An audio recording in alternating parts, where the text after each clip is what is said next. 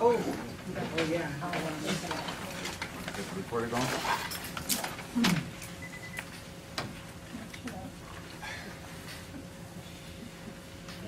Technology. These things.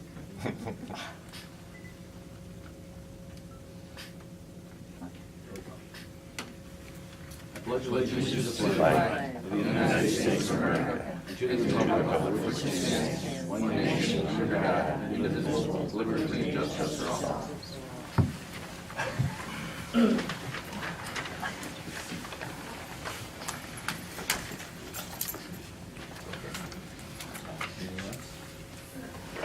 The Commissioner's Office is requesting the Board approve and execute the minutes for the meeting of May 10th, 2016. And the Commissioner's Office is requesting the Board approve and execute the minutes for the meeting of May 17th, 2016. I'll make those motions. Second. Commissioner Rea? Aye. Commissioner Spillier? Aye. Commissioner Claypool? Aye.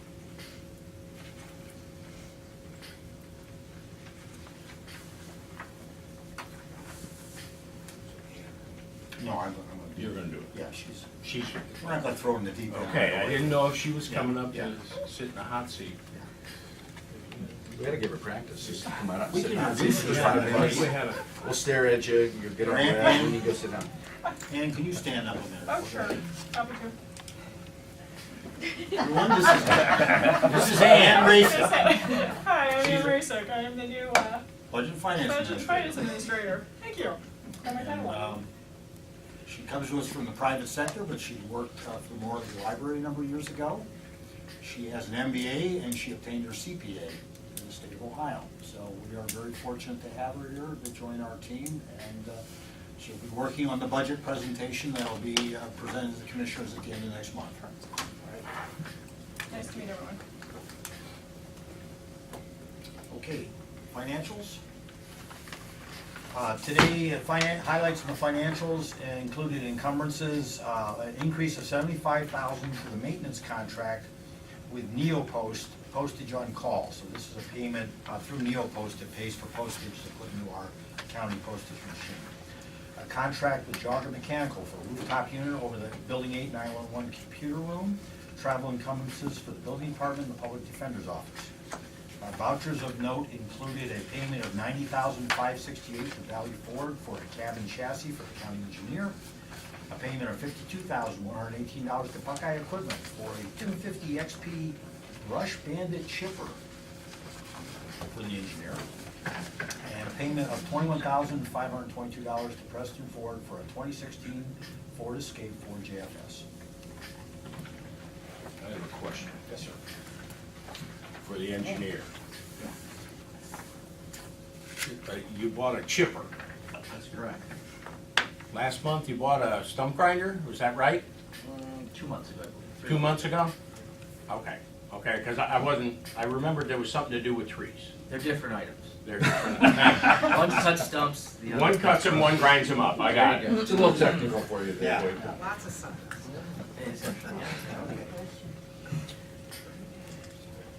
The Commissioner's Office is requesting the Board approve and execute Resolution 16063, itemizing the financials for the meeting of May 24th, 2016. Make that motion. Second. Commissioner Rea? Aye. Commissioner Spillier? Aye. Commissioner Claypool?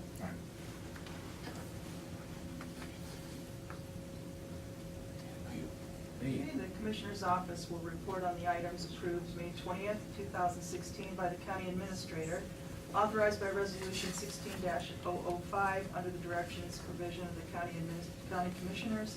It was approved January 11th, 2016 pursuant to ORC 305-30. And it was a singular item. I accepted the resignation of Joseph Hutnack, Plant Operator 2, Water Resources, job number 2313, effective June 3rd, 2016. Do you have a copy of that resignation? I would have it with me right now. How much is it? Yeah, yeah. Are we posted for that job too? I believe, you may already have existing posting. Okay.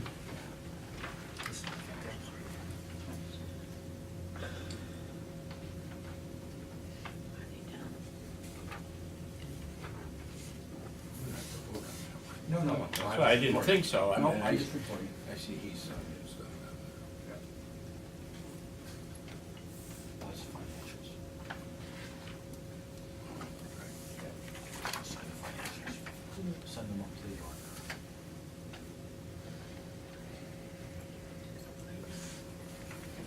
You have both copies here? Yes.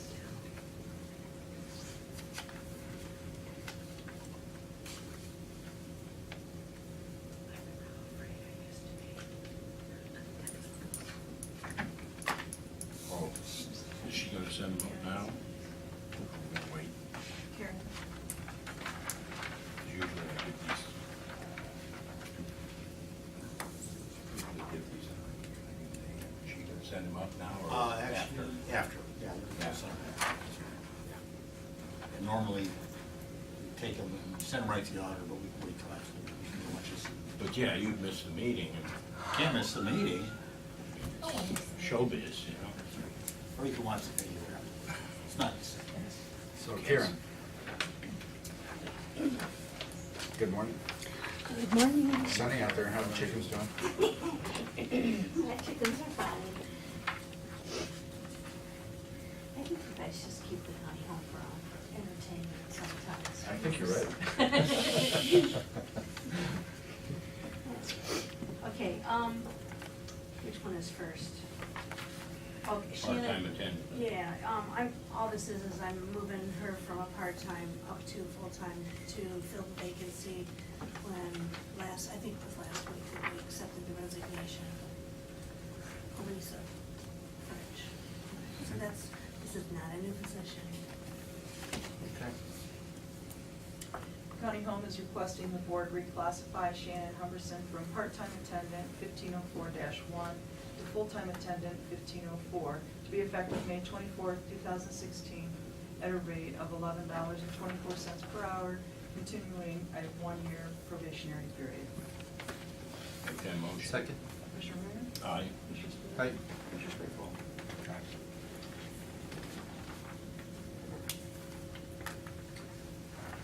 This next agenda item is to backfill for Shannon's part-time position. And we just want to be above board. This is Jessica's husband, so just so you know that. He's Is been he a good very- guy? Have you talked to him? A lot of time. He came in twice, and this is a good idea. You know, he wants to change fields, and this is a big risk for him going from a big ticket, full-time position in another county to practicing with me. But we're really excited. He's a very nice person. I think he's gonna fit in really well. He's got the background working, helping. Yeah, he does. folks. And he's got the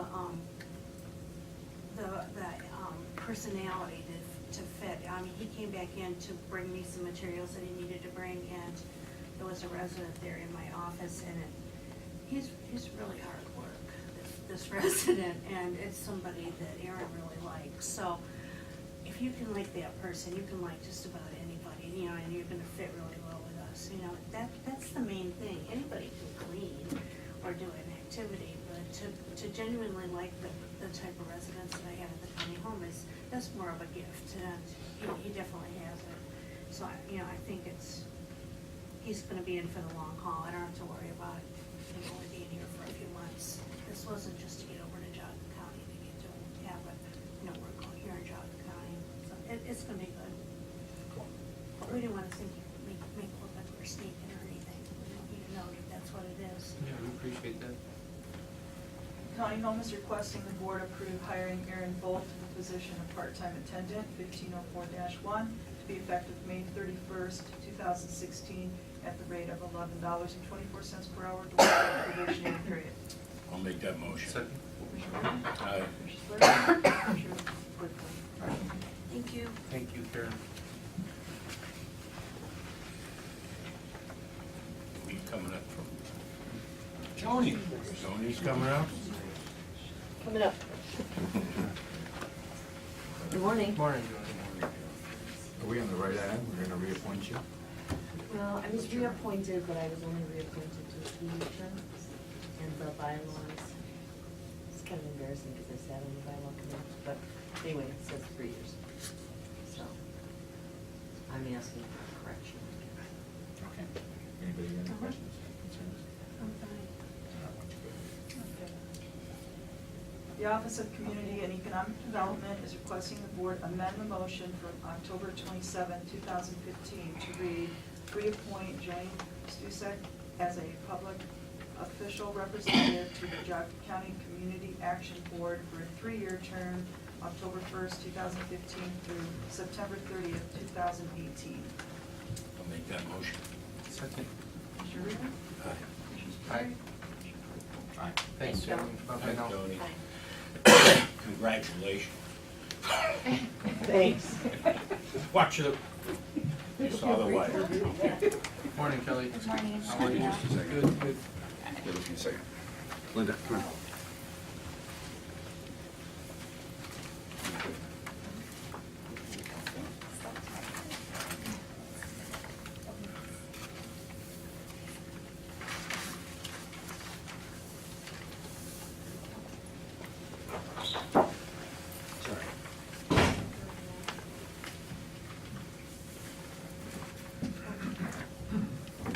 Did you put this together?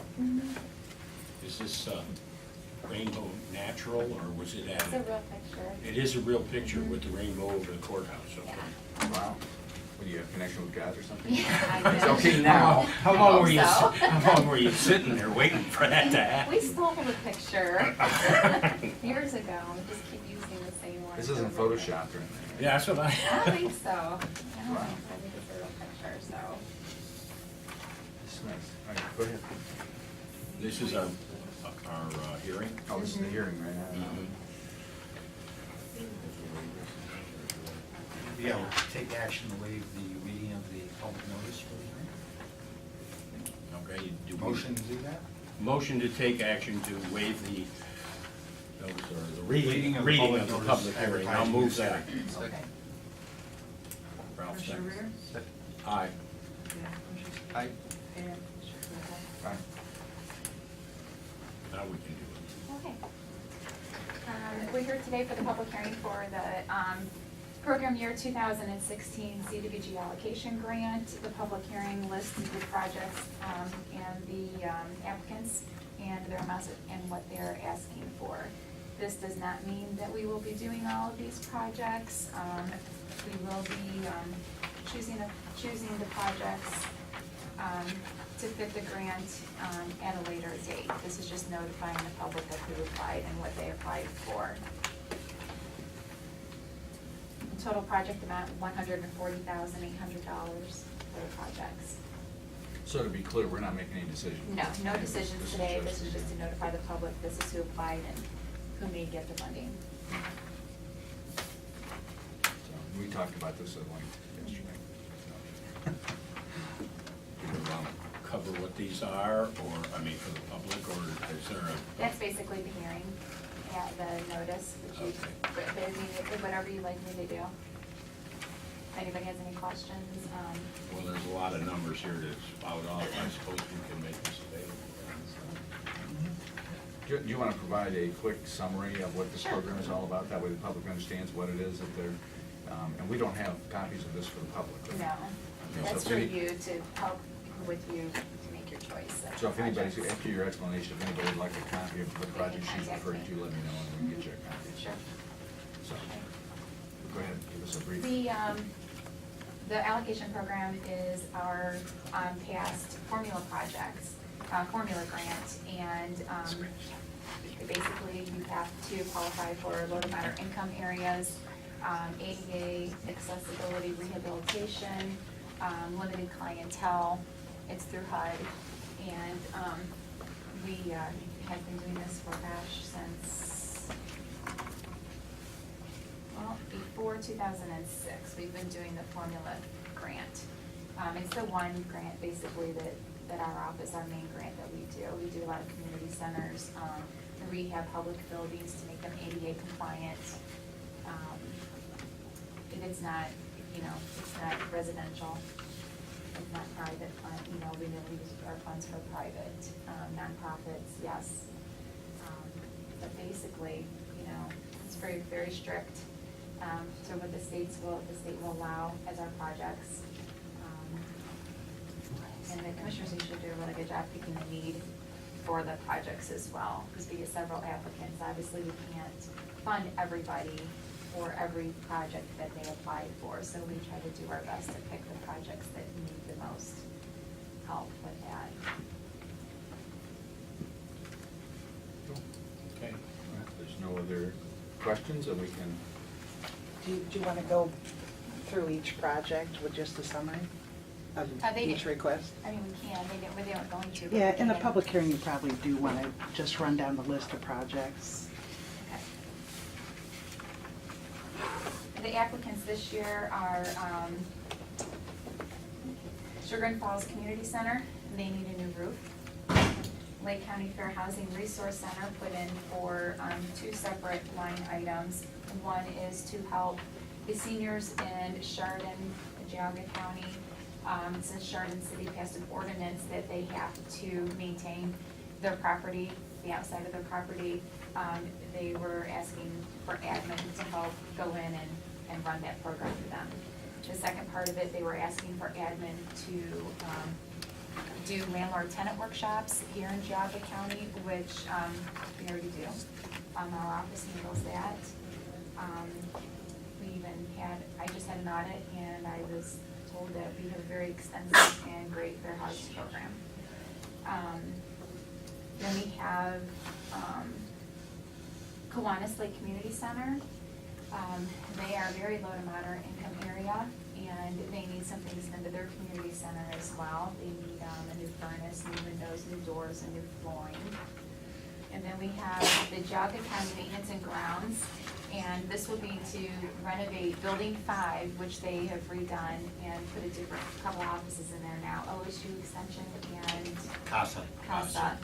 And the bathrooms weren't updated with the rest of the renovations, so they applied to go in and redo those bathrooms, make them ADA compliant. And then we have the county home, Geauga County Pleasant Home. They applied for new flooring throughout part of the home.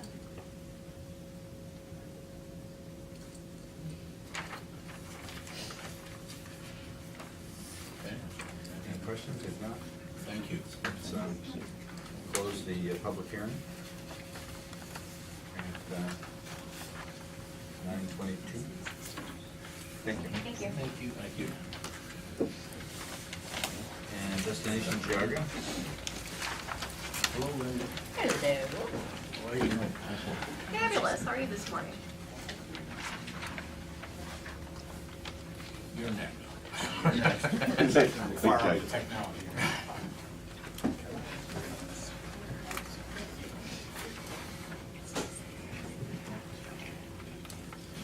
This place. Very good. Yeah, you don't want to get that bright light shining. I don't want to get crinkled like that. Yeah. How are you, Diana? How's everything? Once I get here, I was thinking, should I- Yeah, Yeah. good. Is that right? What's your last name? Nemeth, N-E-M-E-T. How are you guys? Good. Good morning. Not power. Angry Birds. Yeah. Angry Birds, you saw it.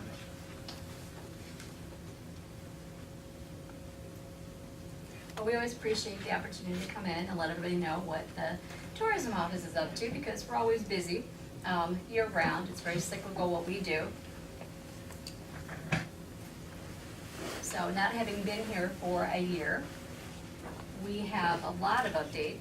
So we're gonna run through them really quick, almost as fast as we did the pledge.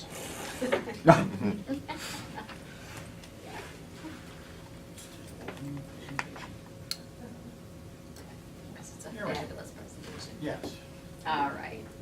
Oh, it's stretched. The color, yeah, and the colors changed a little, I'm sorry about that. Oh, wow. This is hand-me-down technology. All right. Well, my name is Linda Nemeth. I'm the Executive Director for Destination Geauga. I'd like to acknowledge Amy Wen, who also one of our board members who, thank you, joined me this morning for moral support. Thanks, Amy.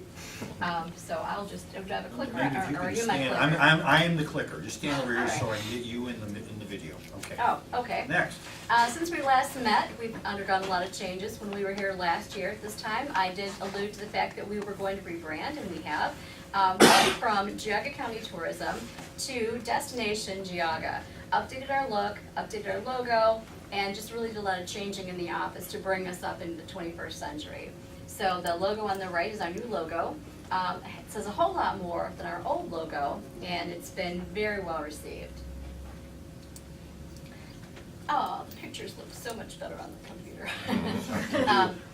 They really do. They really do. So this just means you'll have to actually go to our brand new website and take a look. But we did jump into the 21st century with a fabulous new website. The top picture is actually a moving video and gives people the illusion that they're actually in a buggy, traveling down the road. And the little pictures you can hardly see underneath are great little encapsulated pictures of all the topics that you can choose. So the technology there is really great. The bottom one, the top 5 things, we took that from Leno there, but we change that out all the time, and we have the access to change a lot on the website. So it's really nice technology, keeps it fresh, keeps it updated, and we make a lot of changes on a regular basis. The right picture, which again, hard to see, every single one of our 190 members has their own page within our website. So really great for our small businesses and our Amish members that don't have any type of internet exposure, that they have this now. And they all have their own login and password, they change, they update, so it keeps everything fresh and takes the onus off of us. And the top left picture, that again, hard to see, another great feature of the website is, if you remember the old triptychs, remember those from AAA? They can actually go online to our website. Any visitor can make their own triptych right on the website. We have an itinerary builder. As they're going to the website, each business has a little feature next to it that says, add this to my itinerary. And as they're clicking through, they can add things that they'd like to do. When they're all done, they get a little screen. They put their home address in there, and it builds them their own triptych that they can then just print and get in their car and arrive. If they don't like the order, they can drop and drag, change things around. And because of this fabulous new technology, we received the Ruby Award for our brand new website, and that is a statewide award given out by Ohio Travel Association, and it stands for Recognizing Uncommon Brilliance in Your Advertising. So we were very pleased to get that. We partnered with Company 119 to receive that award last year. So if you have not been on our brand new website, please check it out because it is really nice and showcases Geauga County in a great way. Also with that, I know you all have your smartphones. We also have a brand new updated mobile app, and that does sync with the website, so it saves us a whole lot of work. And if you're a Geauga County person, which I'm hoping most or all of you are, there's also some fabulous deals on there, so check that out. Go to the offer section, and when you're out and about in Geauga County, you can get some great deals. Maggie's Donut fans, anyone? Buy a dozen, get a half dozen free every time you walk in the door. Just show them your phone. So, all right. Our clients, our businesses, what we consider our clients right now, we're at an all-time high. We have 190 businesses that are members of Destination Geauga. We partner with them, we co-op with them, we help them with their advertising, we help promote their businesses. Our market, these again are the folks that we also market to, and we have all kinds of groups that we work with. Our leisure travelers, again, one group that we market to in a whole different way that we would market to our motor coach groups, which also are part of our market. We work with special request groups through Destination Cleveland, the Council on World Affairs. We'll get special groups through. And some of our hardest market to reach are our very own Geauga County residents who don't know of the great treasures right here in the county. So, we just finished our 14th annual Spring Drive It Yourself tour, if anybody was able to participate in that. If you didn't, you were one of the very few. It was our 14th year. We had 25 stops. 14 of them were brand new. You had to visit 10. We gave out over $1,800 in prizes. We had over 800 people participate from 9 different counties and 3 different states. And it was a fabulous hit. We do it every year. Everybody loves it, and it really gets people out and about moving in our county. We had great comments from all the stops, and it was referred to as the Geauga County Countywide Cash Mob Day. So a lot of cash was flowing. A lot of folks were very happy and had a great time. So we do it again every year. So see you next year if you missed it this year. great story, just wanted you to meet some folks that we met recently. This is Igor and Mina. You know, sometimes it's hard for us to gauge, you know, until we put the gates at every way into the county which we're working on, it's hard for us to gauge exactly how people are finding us and when they're finding us. This is a great success story I just wanted to share. Igor and Mina left their home in Germany on April 1st. They flew into Cleveland for a medical convention. They got into their hotel room and they picked up this magazine, Cleveland City Visitor, that is in every hotel room in the greater Cleveland area. They looked at it, and the first thing they saw was this fabulous multi-page spread about Geauga County. We've been doing this for about a year and a half now as a co-op with our members, and they put their ads in, and it's grown substantially to the point now where we have several pages, and we include a map, and we include events, and all kinds of information about Geauga County. They saw this, they thought, that's where we want to go. They went down to the hotel concierge and they said, this is Geauga County, can you give us information? Concierge said, yes, absolutely. Because we also participate in what we call attractions awareness programs, where we go to the hotel concierge, we go to the different ambassadors, and we talk to them about Geauga County so they're aware. They got a good report on us, they got in their car, they drove out to Geauga County, they ended up at Rothenbuehler's Cheese, they found one of our Geauga County visitor guides in the rack, they opened that up. In that event, in there is an event guide. They discovered that the Small Business Expo was going on at Pinecraft Storage. They thought that looked interesting. In that guide, they also found a map. They found their way to the event expo, and that's where we found them. They had made their way around the expo, and they spoke to about every Amish vendor at the expo in German. And they had a ball, an absolute ball. The Amish love them. They thought that was just really interesting that they came all the way from Germany to come to the Amish Business Expo. So it was a great success story. It showed us that all these pieces, all the cogs that we put in place, did exactly what they were supposed to do. They brought them to us directly, piece by piece, bit by bit, to our door. One thing that we were very happy to see, the state of Ohio finally went back to an old program that they had been using years ago, and then when everybody's budget got cut, they cut this program. But they're doing a state matching fund program again for advertising. Only if you use certain parts of their advertising. But we are part of that program this year, and we put in $10,000, which they have turned into 20. So we're doing some print advertising, some brochure distribution, some search engine optimization, and also some digital marketing online. So we're having a great heavier exposure, and we're utilizing that a lot, especially with the RNC coming up, because we'd like to garner some of that traffic, of course. And this is taken directly from the RNC website. Anybody familiar with that whole thing coming up, in July? I hope so. The part that we're really excited about is Cleveland's theme is come early, stay late. So we feel that we're a great place to come early and stay late too. So we've been taking advantage of about every possible thing that we can do to get those folks into our county. A lot of increased exposure in the Cleveland area. The very first debate that they had in Cleveland, we went down to, we were offered a table to set up and give out information.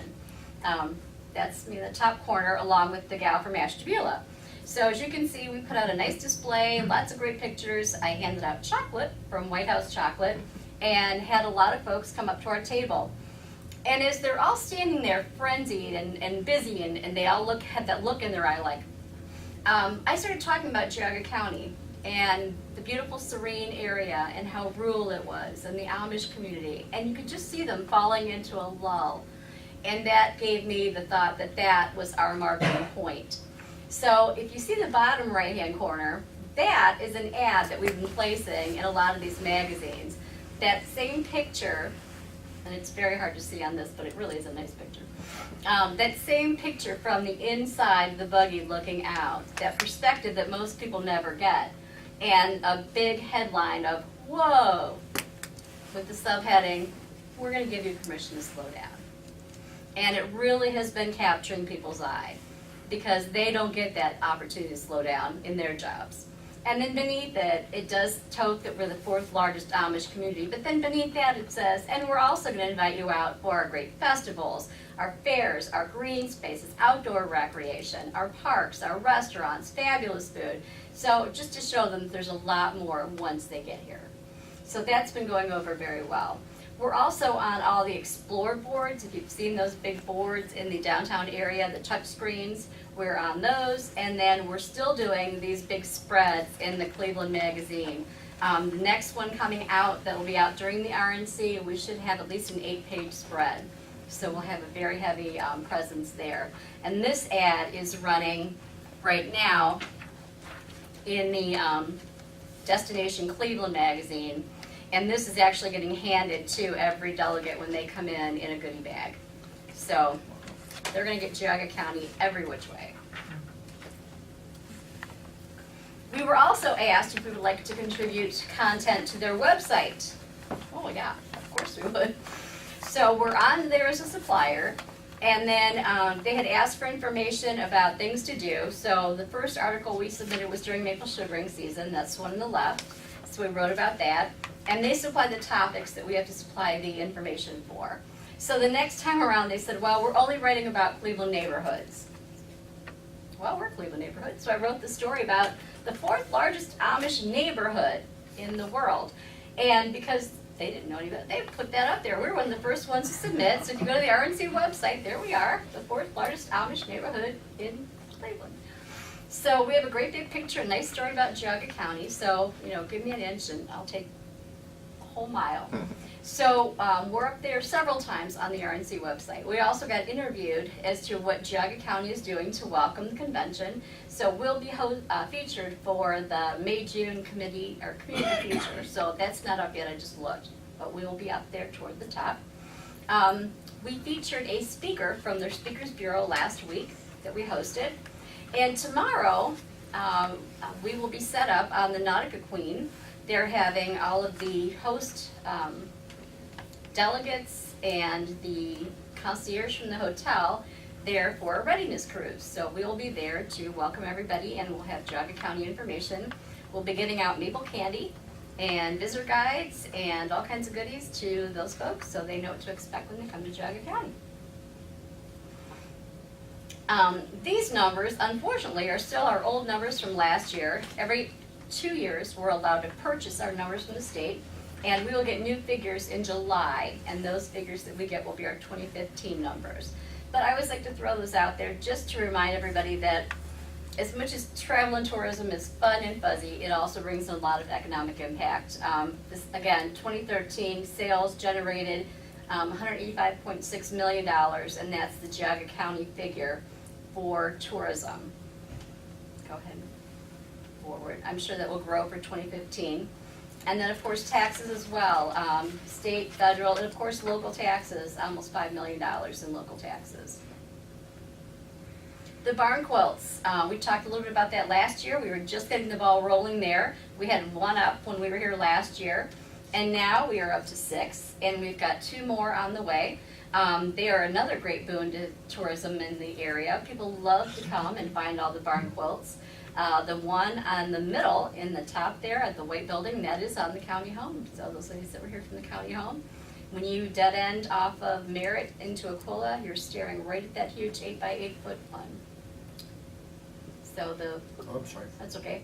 The top left is Reba's second look in Middlefield, the county home. The one on the top right is an 8x8 on the Armstrong farm on 608. The one on the bottom left is a private residence on 608. The middle one on the bottom is Blazin' Bills, and the one on the bottom right was just put up by the Geauga Park District on their Swine Creek Reservation property.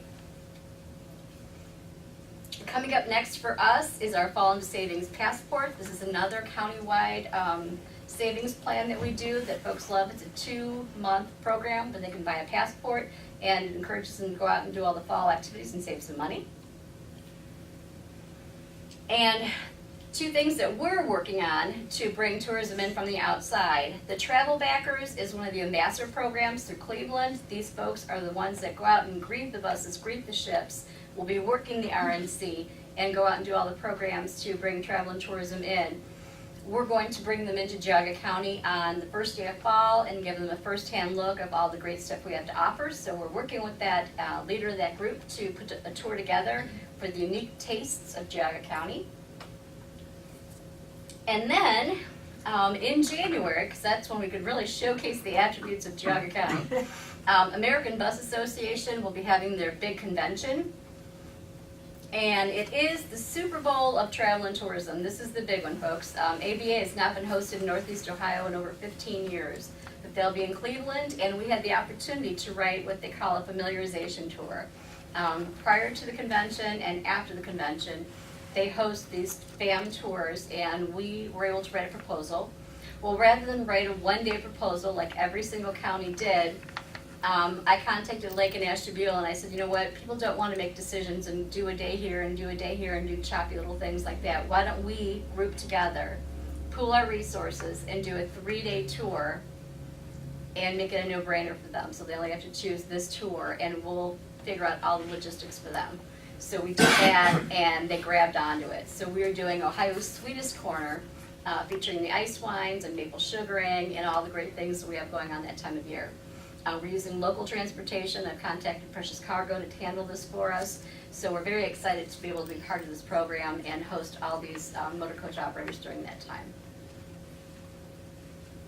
Just in general, things to keep in mind as locals, our visitor guides are a great source of information. We have some great gifts in our office if you're looking for something special from the area for somebody out of town.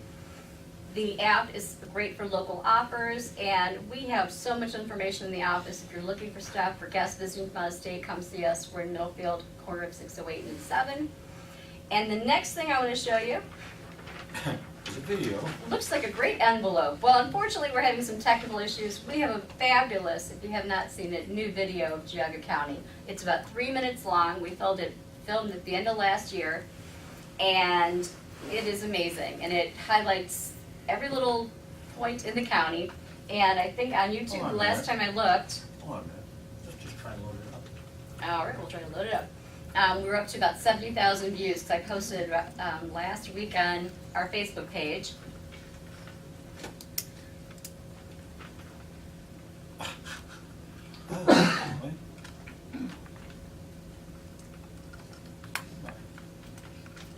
If it doesn't pull up, you can go to our Destination Geauga page, and there's a little, it's embedded right on the front page. It's just like a little Amish buggy. But it was another one of those give me an inch and I'll take a mile. We went to an auction and purchased the video. And I said, well, can we go to a few different places? You know, we're a visitor bureau and we can't just, Is that it? no. Okay. That's a lot more exciting That's than a that. different video, okay. It says Destination Geauga on it. Oh, I'm gonna start training at the library. Okay, sorry. But I said, can we go a few places because, you know, we have so much to show. The guys said, oh, yeah, we can do that. Well, they sent me this poor young videographer. I had him out from 9:15 to 7:15 p.m. We shot like 9 hours of footage, and I got a call the next day from the owner of the company. Yeah, your video is supposed to be like 3 minutes long, and you have 9 hours of footage. I said, yeah, I'm sure you guys will pare it down just great. So now you're enticed to go to our website and see it. So I thank you all very much for your time. I thank the commissioners for their support of tourism. And I know, you just can't wait to go home and watch the video. Great job. Thanks for all the good work you do. Thank you very much. You represent Geauga County well.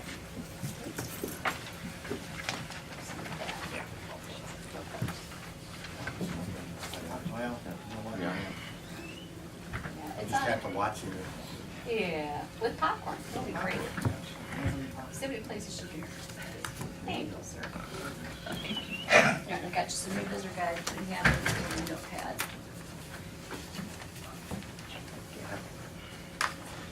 Okay, if the commissioners, if you would approve this, Bob Weisdeck wanted to come over and talk about the water well monitoring that we've been talking about. I talked to him yesterday about this. He wanted to weigh in. So I know we have a letter from USGS. I don't think we've executed or turned that into a resolution or anything to consider yet. I'm not sure exactly where that is. but Bob wanted to make some comments about this effort of this program. So Bob, How long is this gonna take when we have all the other? yeah, it's probably not gonna take long. Bob, do you wanna come up, just give them your 2-minute spiel, if that's okay? Morning, Bob. Morning, gentlemen and ladies. How are we? I just wanted to stop by and mention, I think everyone has been talking about the water well monitoring program.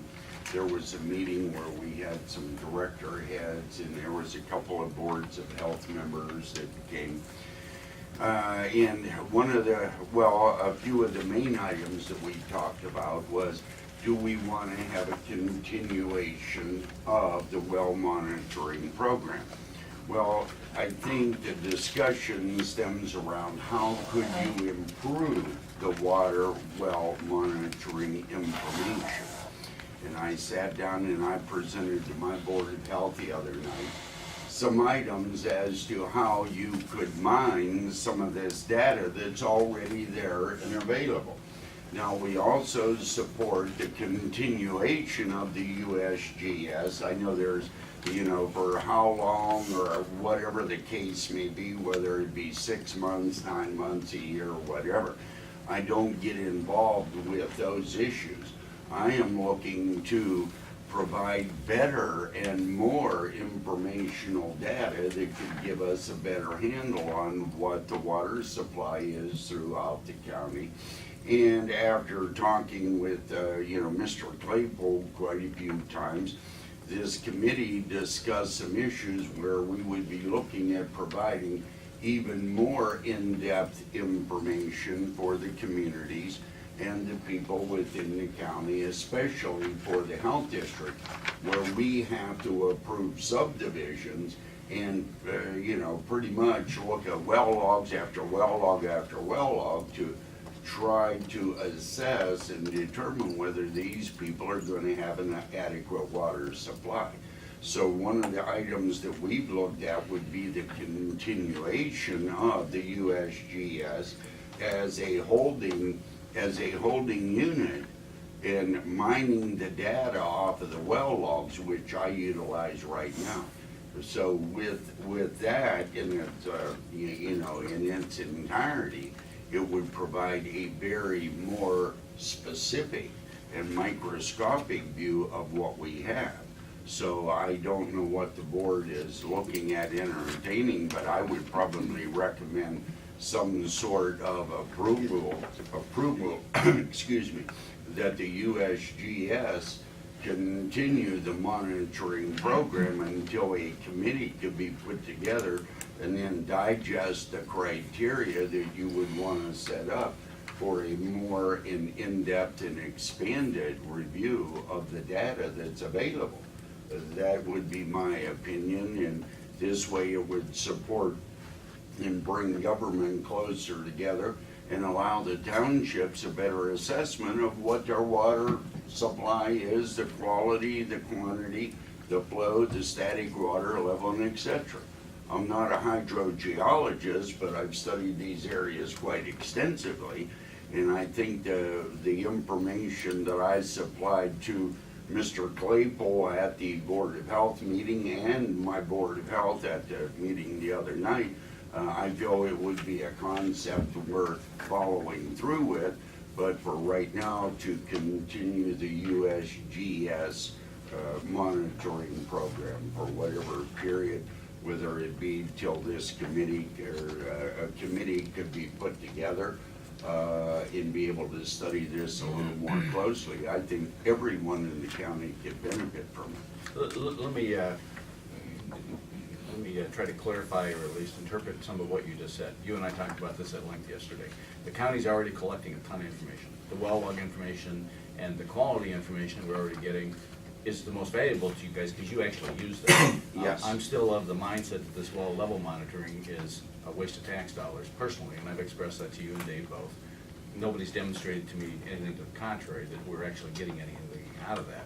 But the existing well, or the existing watering data that we're collecting already, you and I talked about this at length yesterday, the quality information, the well log information, which you guys, that, you actually use that, which we document, and that's a county thing, that's not a USGS thing. That's separate and apart from anything we contract with USGS. So I think what you were saying, and you can confirm or deny what I'm saying here, is that the committee had got together and recognized that the quality, the well log information, the activity that's going across the various other communities, that is the most valuable that we can collect, and we're already doing that. We don't have to pay anything extra for it, we just have to figure a way to bring it together. David made a comment yesterday, I talked to him yet again about this, that the county planning commission would take the lead in helping to pull this forward. I think you're in agreement, Dave's in agreement, at least I'm in agreement, that that committee we put together could spearhead figuring out how to pull all the existing data together to make it very usable by the people that need to use the information. The well level information, you know, we've talked about a bridge agreement that would get us through the hump to try and get to the point where we pull all that together. And I'm okay with that if we need to do that. Oh, Dave walked in, thanks Dave. So with that said, I think to some degree we're in agreement that the bridge agreement that we talked about, getting us to the point where we can collect all the existing data that we're collecting in this county is probably the right thing to do. And maybe adjust the well level monitoring and adapting it to be truly useful, because I don't see it being used today. So with that said, is that what you were saying? Well, there's I a don't want to lot, put words in your mouth, but. there's a lot of variables and factors associated with looking at the amount of data that we have. I do use the USGS in generalities, let me be very clear about that. But it doesn't give me the specific information that I would feel would be more adequate for my review. So what I do, I go back to the USGS report and the well logs, which are primarily one of the extensive things that I look at in regards to the water program. So I would say what Mr. Claypool said has a lot of merit to it. But I would like to be able to see you all do a approval of continuing right now until a more in-depth review and a committee sit down and look at the items such as gallons per minute, the static water level, and also the information that I put together for the board. It could give us a very detailed outline of the aquifers, the flow, and everything else. The last thing we want done is to have a contaminated aquifer, because at that time, if that came up and turned up in the review that we would have looking at the existing data, I think would be very important for everyone in this county. Sewage and water is the most two critical items that I see in a rural setting. And what you were just talking about, the information you were just, comes out of the well logs, which we're already doing.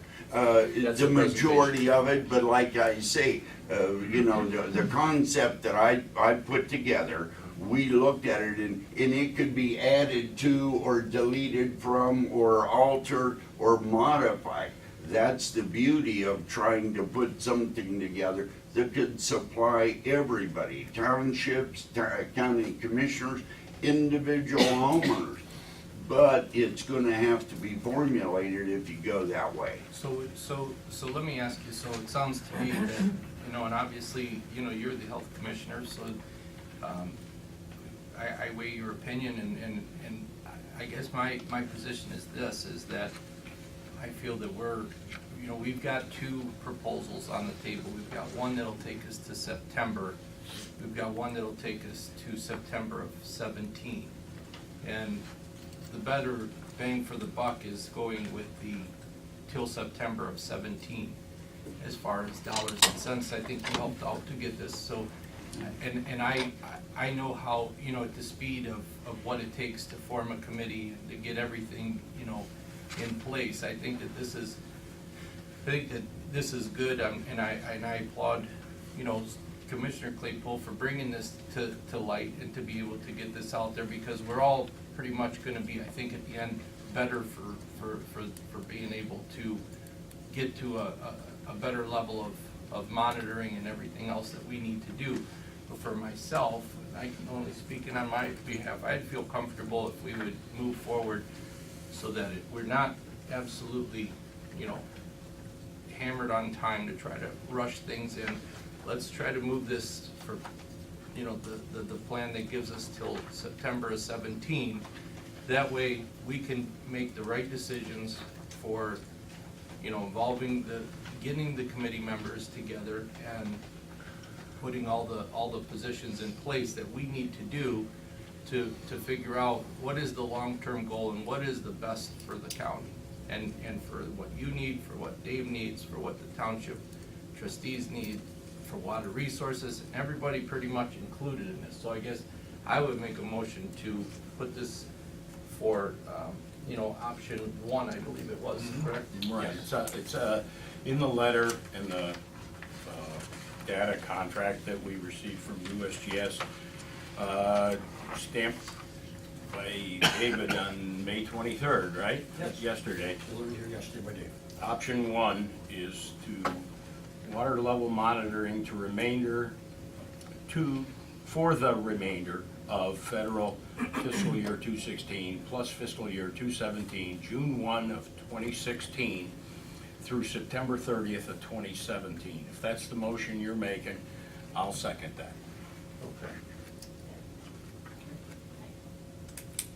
So let me just add a couple of comments on that, and, you know, clearly the groundswell here is to move toward that agreement, but just to be on the record here, this is how government waste can't end government waste.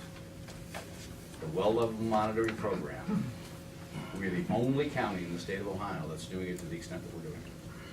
And bringing it up and trying to discuss this from a logical standpoint and overcoming the political side of this has been very difficult to do. Just register that. Secondly, the cost to do it, we're saving nothing doing the year and a half. What it's costing us is, I feel, we'll see how it plays out. I'd really like to get to the higher value that Dave and Bob and I have been talking about. And that is really recognizing the data that they use. I'm not seeing well-leveled stuff used, and I keep asking the question, and I just don't see it. But, and I'd like to get there. If we do a year and a half contract, the sense of urgency to get this done will now be removed. That's incorrect, though, not to interrupt, but that's incorrect, and I'm gonna tell you why.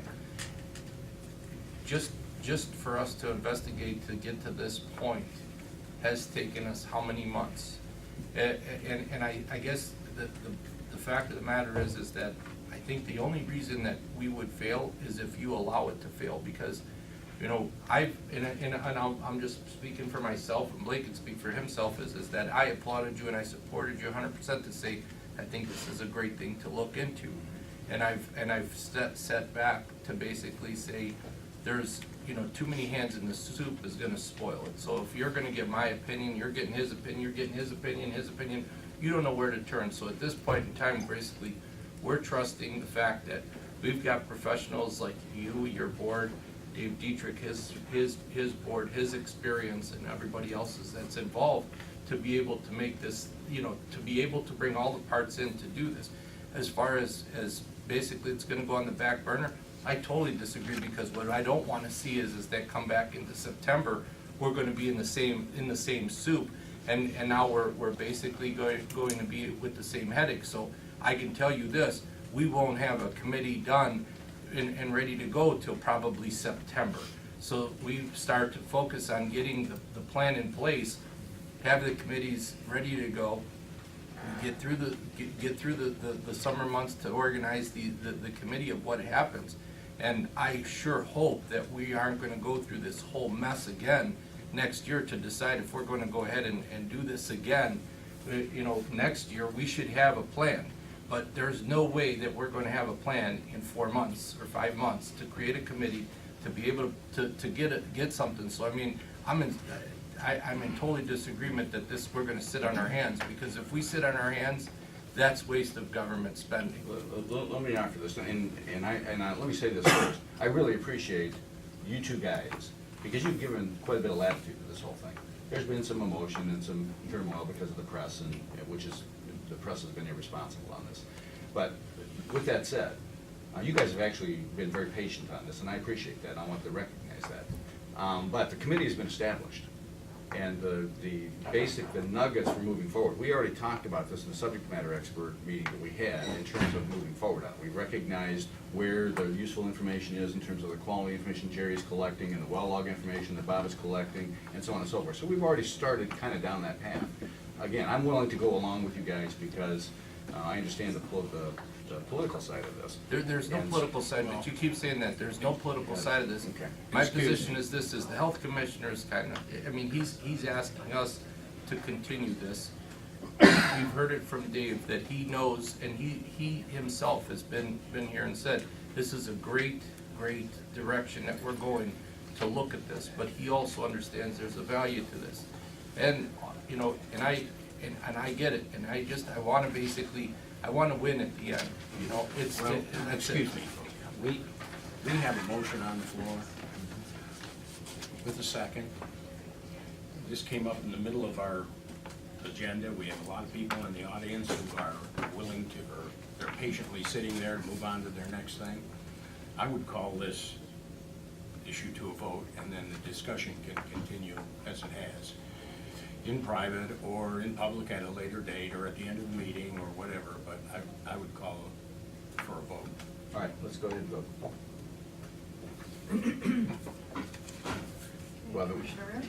Aye. Commissioner Blair? Aye. Commissioner Claypool? Thank you. Thank you for your time, and thank you for waiting patiently out there.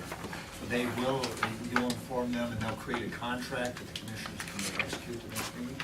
Well, I will, if that's what you're doing. That would be the next step. Okay. we have to have this, according to this document, we have to have this in their hands by June 1st. They probably give us a little leeway though. Oh, Blake. I don't know. I'll get it there and we'll have it for the third meeting. Yeah. Is that okay? Meeting of June 3rd. June 30th? Yeah, just get a hold of Martha because they're pretty flexible. Yes.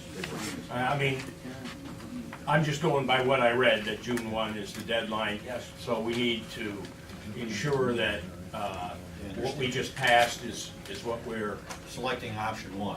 right, selecting option 1, that if we have to jump through some hoops or call a special meeting to come in and sign some document or something, I'd rather not drive it down there.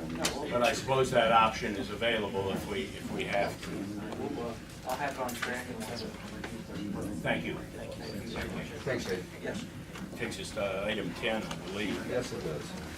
Lake Geauga Recovery. Thank you for your patience. Thank you. Thank you for the opportunity. Good morning. Good. I'm Melanie Blasco, and I'm the president and CEO of Lake Geauga Recovery Centers. And this is Tom Tuttle, our CFO. So I just want to thank you first for the opportunity to come in and talk to you this morning. And also want to thank the commissioners for the ongoing funding for our program. And I prepared, this is similar to what I gave you last year, but these are updated figures.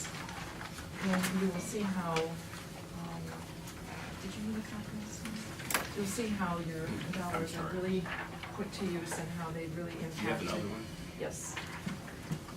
I don't want to leave Kate out. Oh, okay. How they really impacted the work that we do. And so I'll just take a few minutes to explain this chart, and then Tom's gonna tell you a little bit more about the finances. But the top blue chart, and then the chart below it in blue, the top is for this fiscal year 16, which is not over yet. And then the second one is for fiscal year 15. So you can see how our numbers have really increased in the jail treatment program, and we aren't even through our fiscal year yet.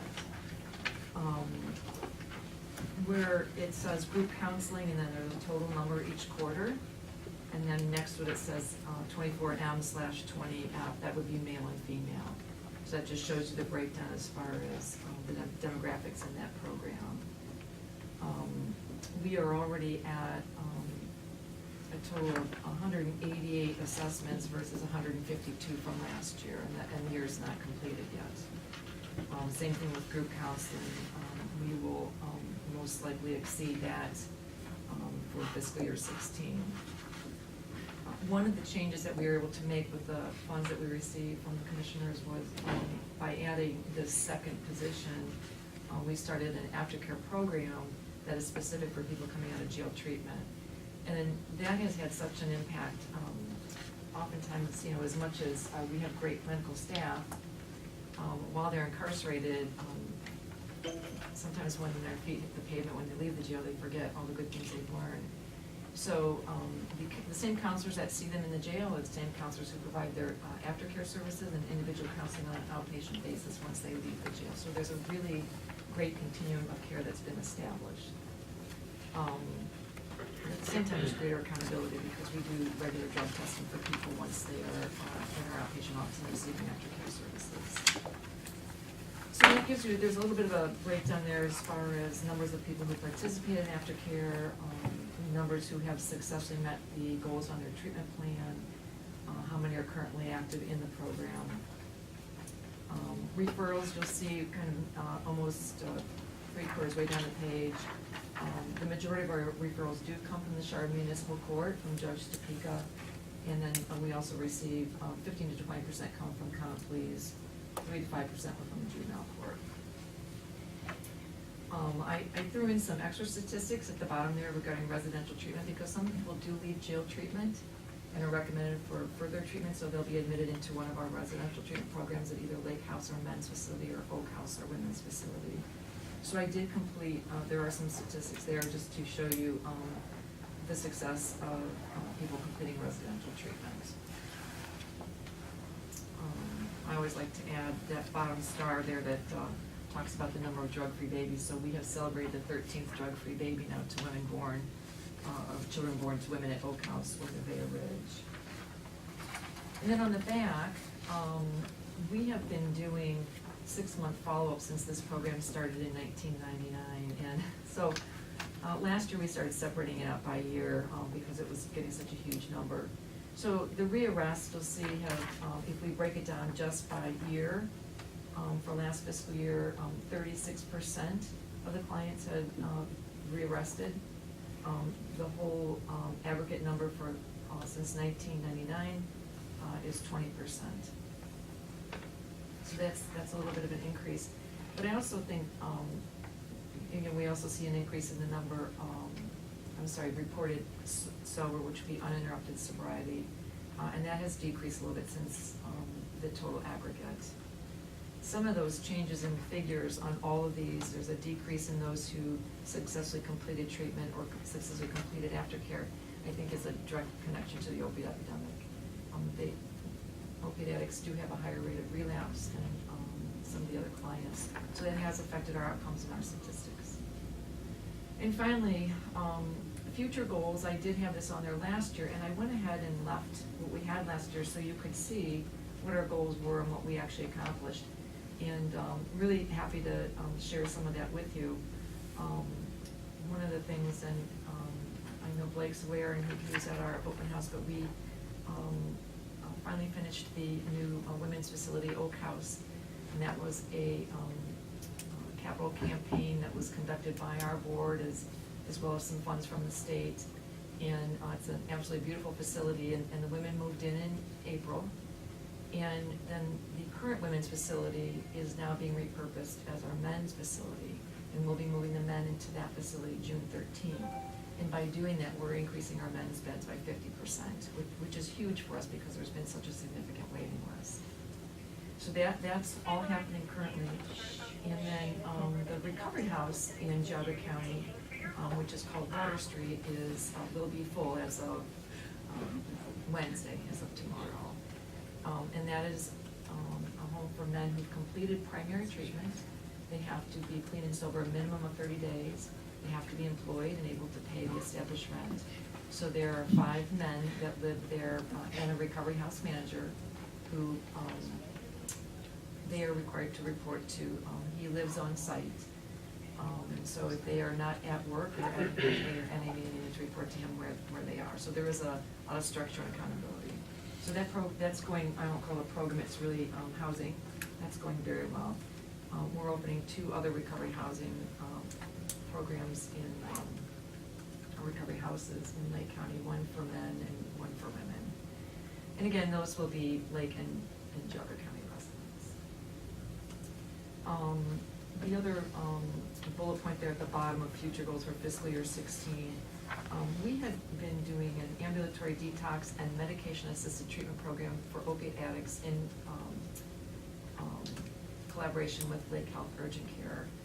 And with funds from the Geauga Board of Mental Health and Recovery Services and the Lake Health Service Board, we were able to hire a nurse practitioner to have that program on site.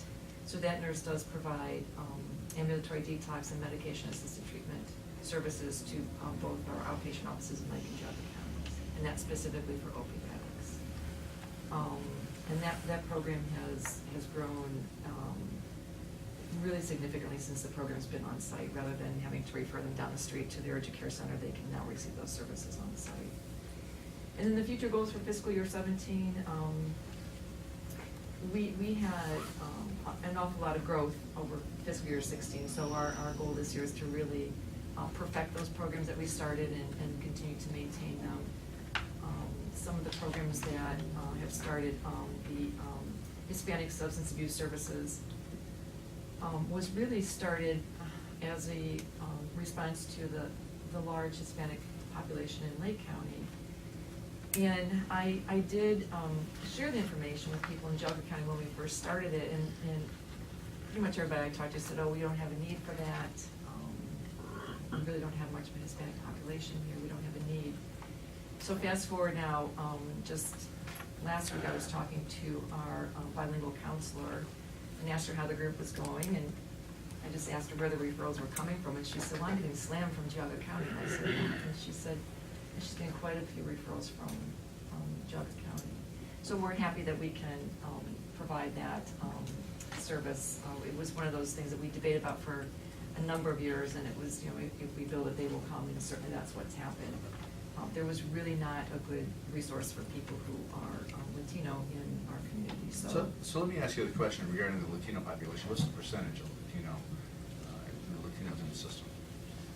In what system? One in, you were Like Geauga talking about, Center? you built or you're putting together a program, multilingual. Well, when you say Latino. system, our own numbers, we Yes. have, Mhm. at any given time, there's 8 to 12 people in that group. And what percentage-wise, what is that? For our overall clients, I'm not really sure, I'd have to check and get back. The reason for the question, and there's some controversy in Lake County because Lake County is considered a sanctuary city.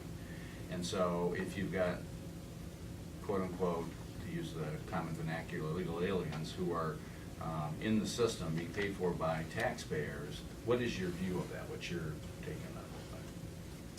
Well, first of all, Geauga County taxpayers aren't paying for this program, just so Mhm. you know, this is strictly funded through Lake County. Okay. And my view on that is, if there are, first of all, I think there's very few undocumented people that are in that program also. I think there's a misperception that there are a lot of undocumented people. And there are programs and services available through Catholic Charities to help those people go through the process to become a citizen. And we work it is a collaboration between Lake Geauga Recovery Centers and Catholic Charities' program. I feel there's a lot of people out there who still need the help, and I'm happy that we can provide that service to them. They sat in jail because they have really nowhere to refer them. There were no bilingual counselors to refer them for substance abuse, so. Okay, I was kind of curious. I know that there's been some controversy about the press and all that kind of stuff. I was just curious. So Mhm. I don't know the facts, and I certainly can't comment on Lake County and Lake County's business and all Yeah, that kind of stuff. But I do think there's a misperception that the people who seek services are primarily undocumented. I haven't found that to be the case so far. you checked your green card? No, they have to provide proof of residency. So Well, that's not the matricular card is a proof of residency. they need to bring in a photo ID, their social security card, so we do have information to verify who they are. Okay, well, thanks, I appreciate it. As far as then other future programs, one of the other, we are working very hard on becoming a Medicare provider, and then in order to be a TRICARE provider for veterans. Right now, they have to go right past Lake Geauga Center and go into Cleveland to receive services, including their family members. And it's always been very frustrating to us. So in order to become a TRICARE provider, we need to be also a Medicare provider. So we are almost through that application procedure. It's taken quite a long time. So we hope to really be able to provide more services to veterans in the future. Did you want to talk about the numbers then, and then if you have questions? Dave, I provided Dave several copies, you know, to distribute Pass them. them down. So here we are, once again, asking for continued funding. Initially, when the program began, the commissioners voted to approve and fund 3 days a week of an employee counseling at the jail. That brought us up to 1 full-time equivalent and 0.6 full-time equivalent working in the jail treatment program. We certainly appreciate that, and it's continuing. And we ask that at this time, we return to the original amount of $41,200. Last year, you may recall, we rolled back our request reflecting the almost 4 months where we had a job open. That was when Dennis Mickelson left and we had to replace him. We promoted the existing counselor. She's doing a great job. Since that, we have hired a very nice young man. He is working. And earlier, Commissioner Spiller, you mentioned the word bang for the buck and cost as an accountant coming from the private sector and things like that in 2009. Those are one of the things that I'm very well aware of, cost. So our cost has gone down because we've had a shift or replaced an employee, and the cost of that individual has changed. That salary's a little different, benefits are different. And when you only have 1.6 people doing a job, you know exactly what your cost is. I do. And so that cost has changed, and as well as not only has it gone down in staffing, but in our activity, our services have gone up. So what the combination of the services going up and the cost going down, we've increased that person from 60% FTE, 3 days a week, to 4 days a week to meet the demand and the workload.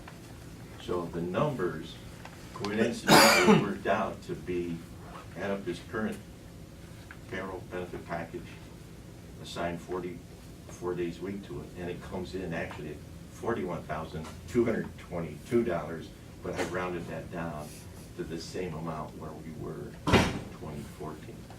So we're requesting that the funding returns to that same level in which the program started, but you will be funding 4 days a week of that counselor's time versus initially it was 3. So we asked at that time, or at this time, to consider that. I know this is not a resolution, it's for you to discuss and do that another time. Any questions? So to be clear, you're asking for an increase back to the 41? Yeah, return to the 41 too. From, and where was it this last year? It was 27? 20. And they voluntarily reduced it to 27 because their costs have gone down. Yeah. So The that's like- position was vacant for about 4 months. So, being fiscally responsible as a fiscal officer has to be, that's And 41,000 buys us what? 4 days a week. And a 52 full-time, weeks. Full-time equivalent for 4 days a week, is that what you're saying? Yes, 0.8. That would be 80%. And then the other day, the counselor works at the Chardon office. And what's the background on the qualifications on the person that we're buying? He's a licensed chemical counselor, 2 or 3. I'm doing the calculation 4 times, this is $41,000. If we were to annualize that at a standard full-time rate, that helps me to get things into perspective, so. Yeah.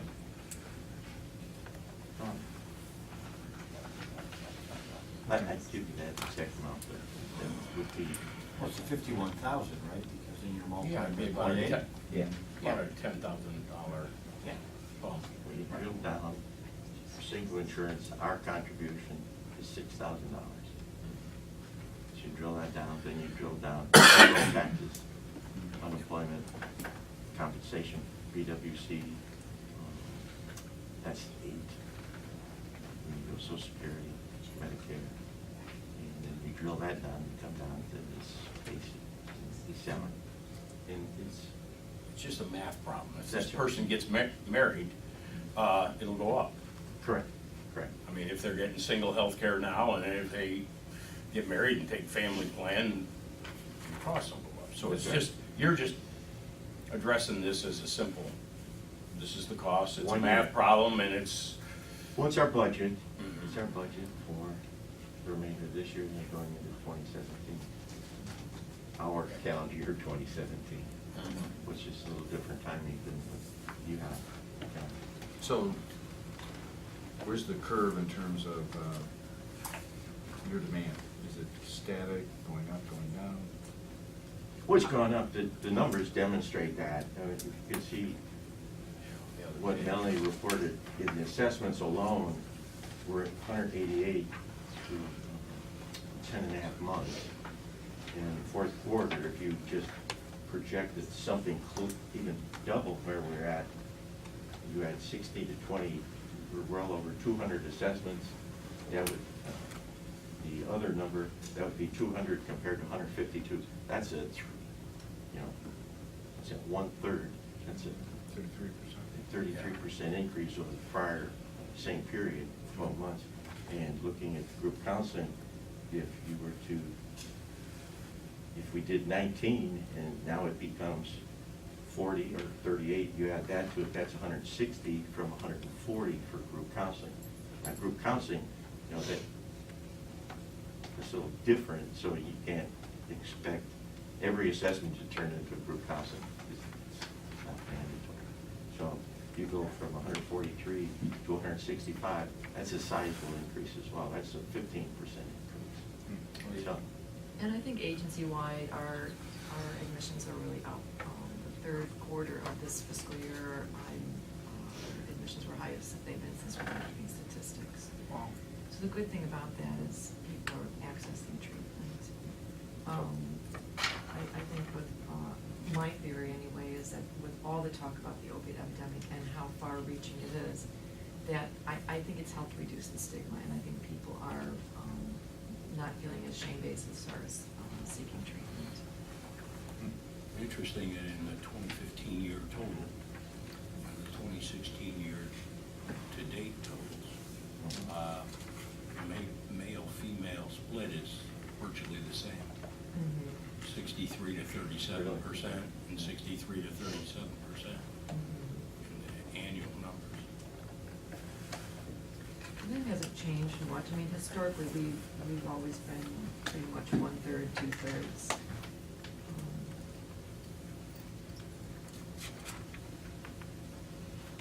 Thank you. Yep, thanks. All right, thank you. Yep, thank you. Good job, Ben.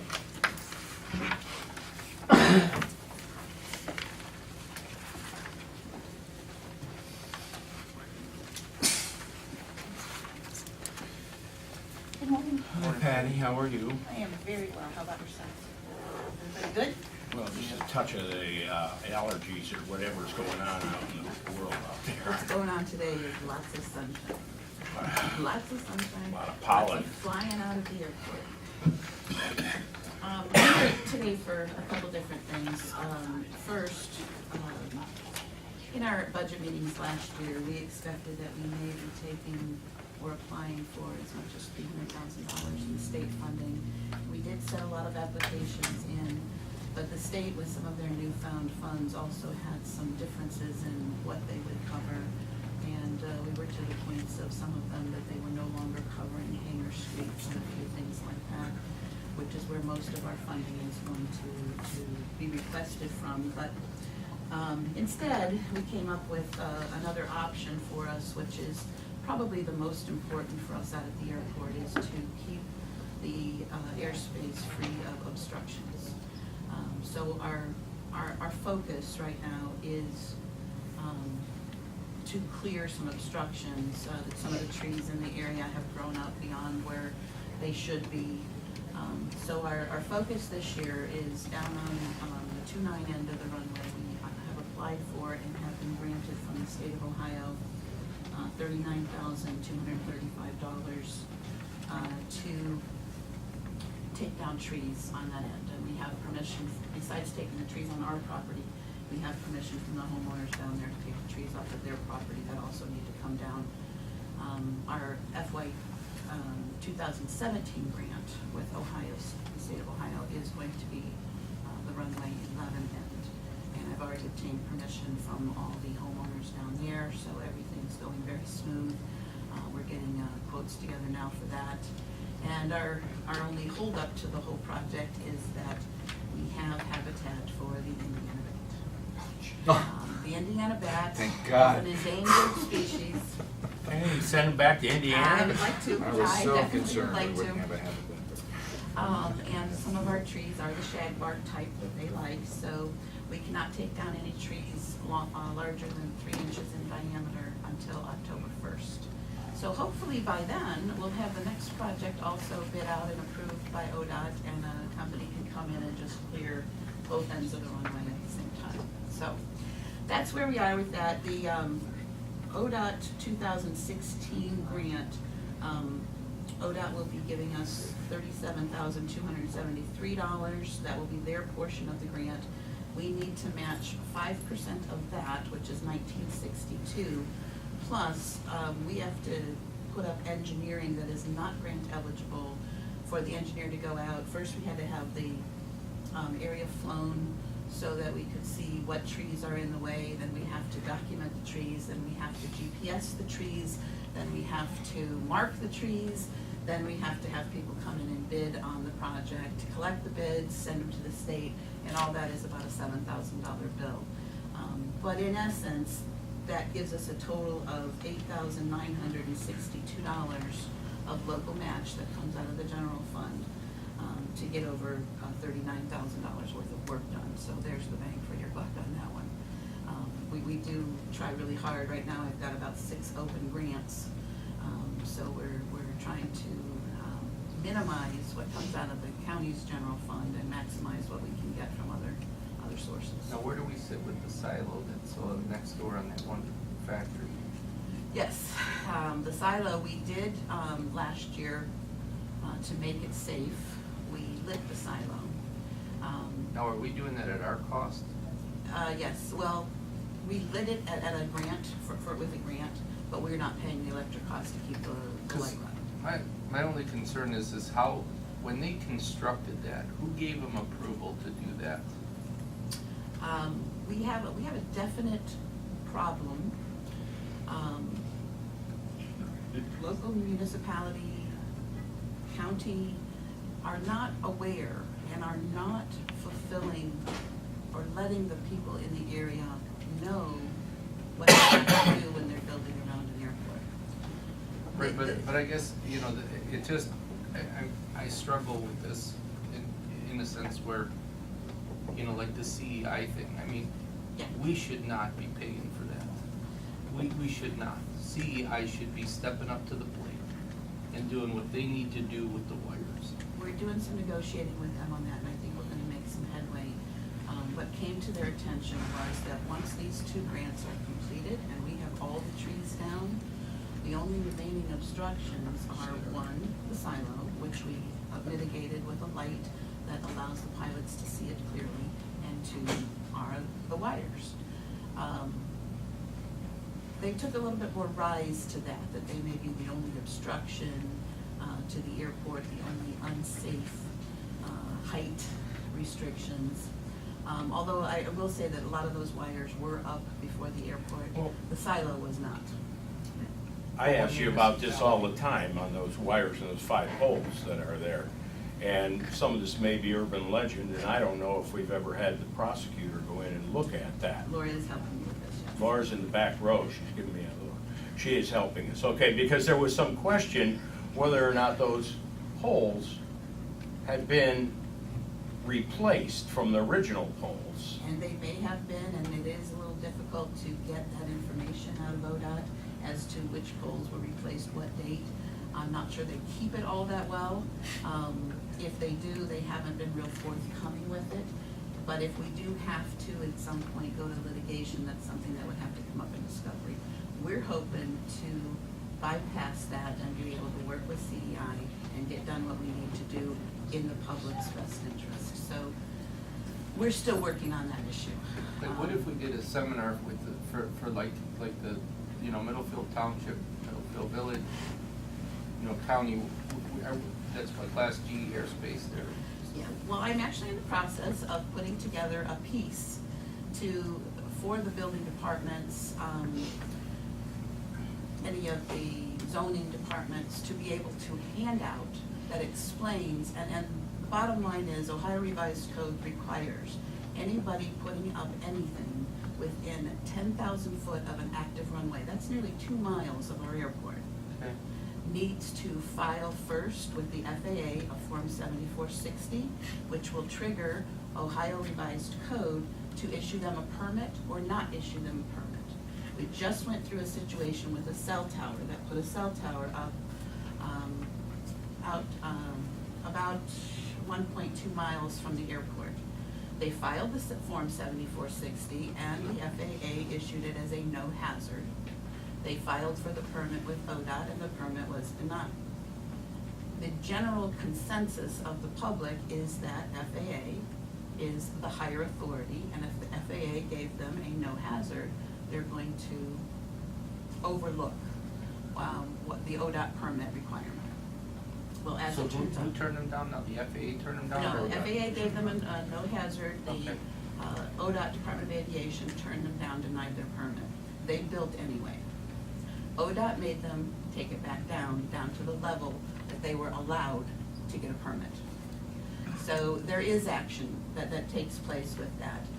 ODOT is, I asked ODOT at a recent seminar, couldn't they put out a piece that we could give to zoning, to building departments that would let the public understand?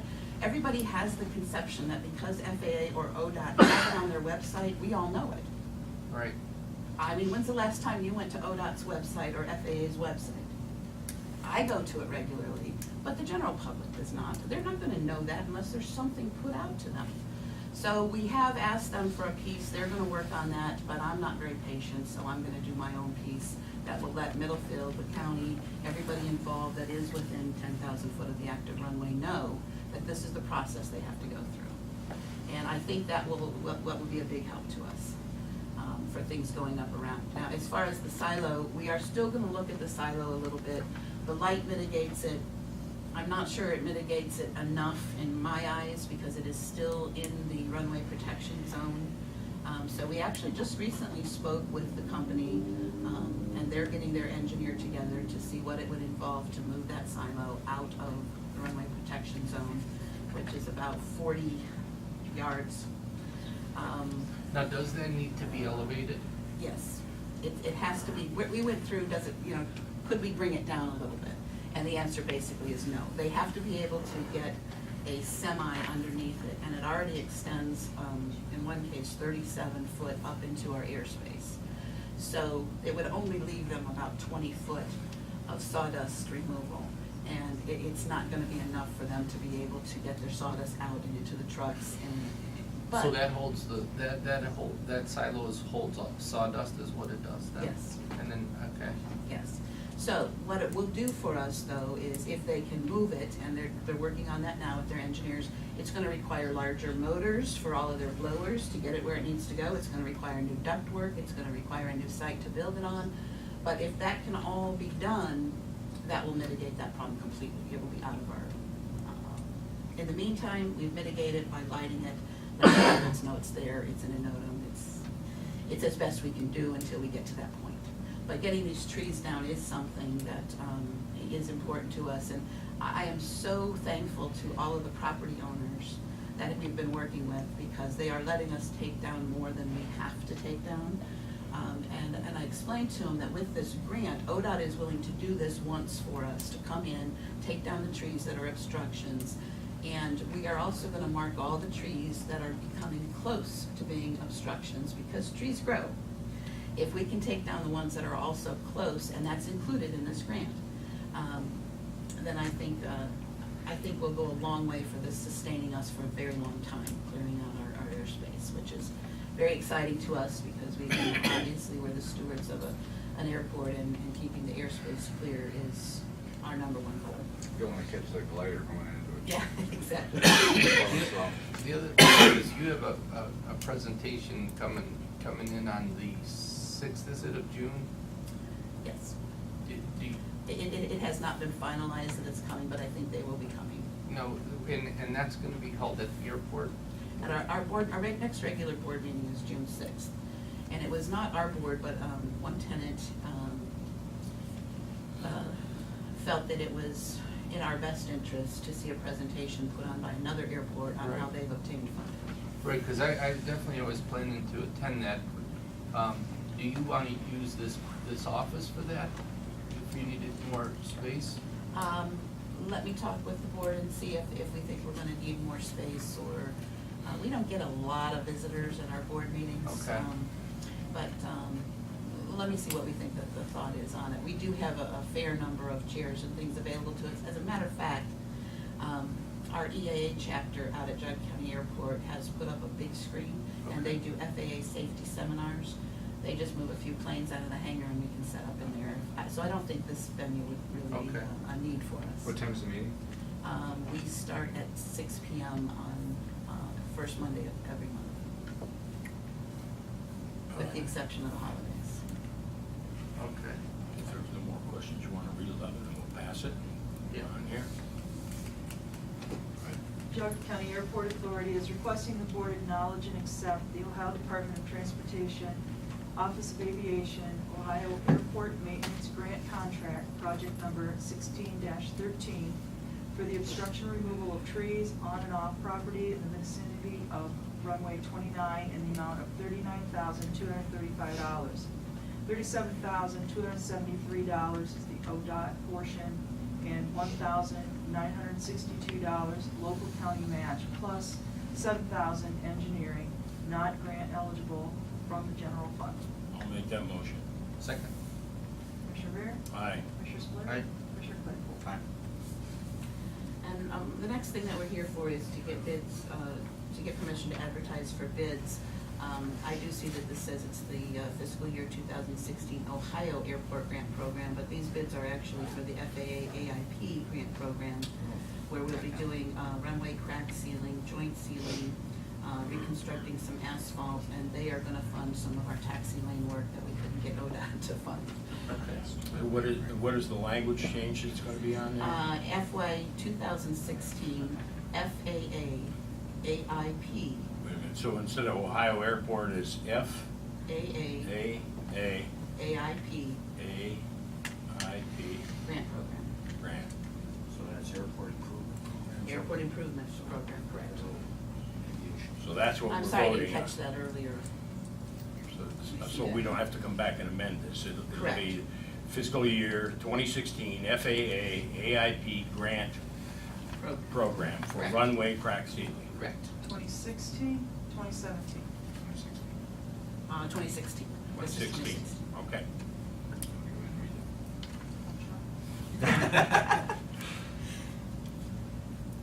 The Geauga County Airport Authority is requesting the board grant permission to advertise for bids for FY 2016 FAA AIP grant program for runway crack and joint sealing and to reconstruct asphalt taxi lanes. The bid opening is to be held Thursday, June 23rd, 2016 at 11 a.m.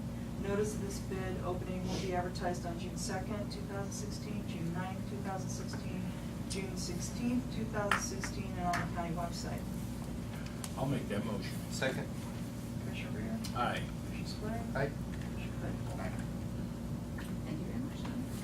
Thank you, Go Patty. home and chase those bats out. Thanks, have a great day, guys. Mosquitoes. Hi, good morning. Good morning. Hi, Jessica. Did I say that right? Yes, you did. Get some knitting done back there? Thanks, Rod. So it's that time of year again when we have the Federal Farm Market Program, and what that is basically there are funds from the Department of Health and Human Services, and they give it to the different states' area agencies on aging. So Western Reserve Area Agency on Aging is our local area agency on aging, And what they do is they're able to offer each county in that 5-county region sets of coupons for low-income individuals to access farmers market. What that includes is we are allowed to get 145 sets of coupons, and that is 1,450 vouchers. There are 10 $5 coupons. There was a long process to actually getting the coupons. I have to count each one at least 3 times, sign for each individual coupon, and we have to keep it in one location because it's a first come, first served program, and we have to issue one coupon set after the next. So there is one master sign-in sheet, and we have to have a person apply, verify their income, and then have them sign that they've received their vouchers. We administer this program at our main site in Chardon. In the past, they have tried to do it at different senior centers, and that resulted in a loss of vouchers, which was not good at all. So we plan to do the same thing. What can be done if someone has a difficulty with transportation or if they're homebound, this program does allow for a proxy to come to the center, pick up the application, and also pick up vouchers. Or if someone has a power of attorney, they can fill out that application and take the vouchers on someone's behalf. Department on Aging is requesting the board approve and authorize the president of the board to execute the 2016 Senior Farmers Market Nutrition Program Distribution Agent Agreement between Western Reserve Area Agency on Aging and Geauga County Board of Commissioners for the Department on Aging for 145 sets of coupons valued at $7,250. I'll make that motion. Second. Commissioner Rea? Aye. Commissioner Spillier? Commissioner Claypool? Thank you. Good day.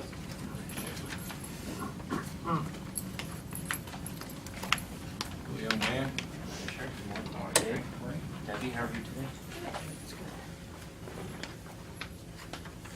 Can you guys motivate ODOT to move along on Mayfield? They're like the slow boat.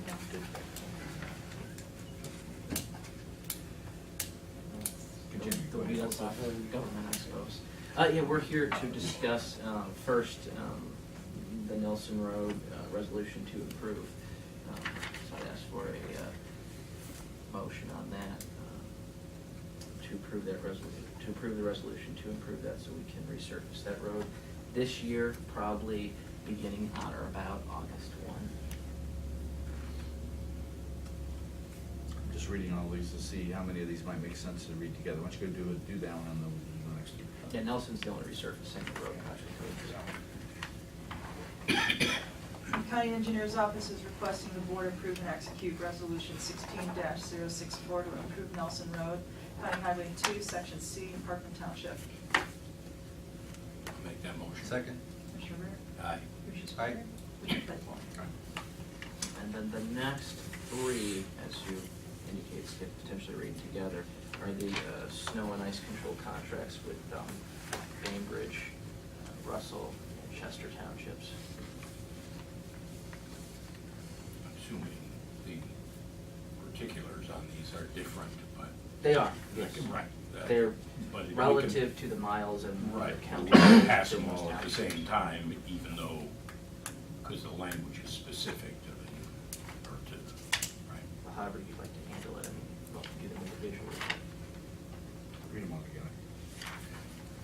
County Engineer's Office is requesting the board approve and execute the snow and ice control agreement among Geauga County Board of Commissioners, Geauga County Engineer, and Chester Township Board of Trustees for the winter season of 2016 through 2017. County Engineer's Office is requesting the board approve and execute the snow and ice control agreement among Geauga County Board of Commissioners, Geauga County Engineer, and Bainbridge Township Board of Trustees for the winter season of 2016 through 2017. And the County Engineer's Office is requesting the board approve and execute the snow and ice control agreement among Geauga County Board of Commissioners, Geauga County Engineer, and Russell Township Board of Trustees for the winter season of 2016 through 2017. I'll make those motions. Second. Commissioner Rea? Aye. Commissioner Spillier? Yes. Commissioner Claypool? Gentlemen, wonderful day. Carol. Frank, Next looking one, at that Mayfield Road. Yeah. Yeah. What's that?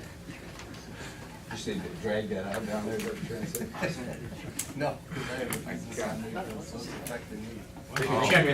Check and see if there's any bats over there on that Mayfield Road. They came in one day and put a barrier up, and then they went home, and then the next day they Oh. put another barrier up, and then they went home. So they're moving along at the Bye speed. now. of Bye, government. Frank.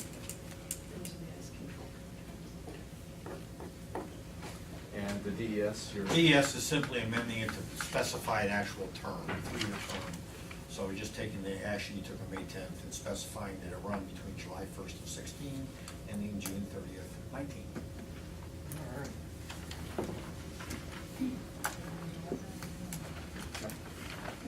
Sorry. Come on up, Glenn.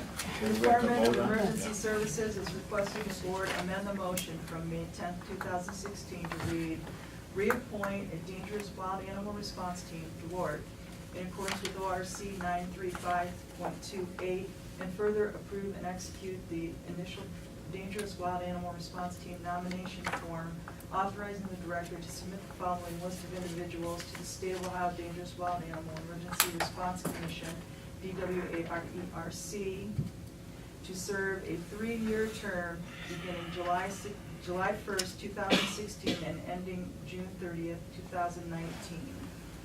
These people are law enforcement, Dan McClellan, Geauga County Sheriff; fire first aid, Scott Hildebrand, Camden Fire Department; emergency management, Dale Wedge, Geauga County Department of Emergency Services; health, Bob Weisstag, Geauga County Health District; broadcast, print media, John Karlovic, the Geauga County Maple Leaf; the elected official, that was Lori Benza.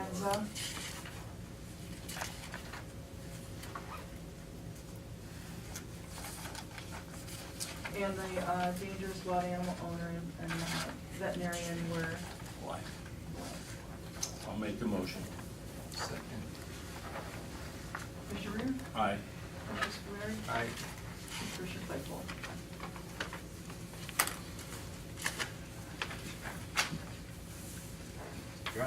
Morning. Morning, everyone. This is for a new commissioner or general communications switchboard operator.